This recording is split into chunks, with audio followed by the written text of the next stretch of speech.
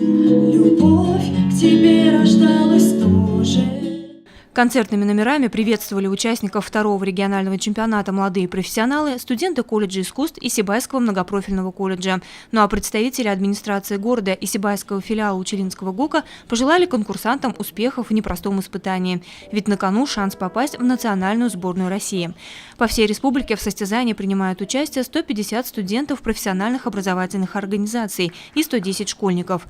А в Сибае соревнуются представители 4 учебных заведений – колледжа строительства и сервиса, Акьярского горного колледжа имени Исмагила Тасимова, Баймакского агропромышленного колледжа и хозяева, студенты многопрофильного профессионального колледжа.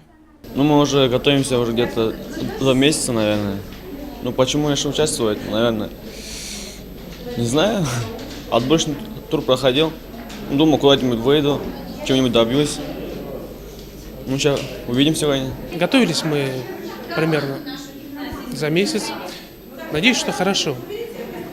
Хочется быть уверен, что все это не просто так, и я смогу достойно показать свой колледж. В команде я один, все меня мерят, буду обнадеживать их, буду стараться.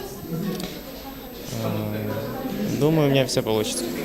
Сибайский многопрофильный профессиональный колледж не случайно был выбран площадкой для проведения конкурса. Учебное заведение уже на протяжении последних нескольких лет активно участвует и занимает призовые места на различных этапах престижного состязания. К примеру, по итогам прошлого года студент колледжа Рафаэль Яхин, принявший участие в финале национального чемпионата «Молодые профессионалы», набрал наибольшее количество баллов и был рекомендован для включения в состав национальной сборной. В настоящее время он готовится к мировому чемпионату, который пройдет в этом году. Специализация Рафаэля – камнетесное дело, или по-другому – архитектурная обработка камня. В Сибае конкурс проводится именно по этому направлению.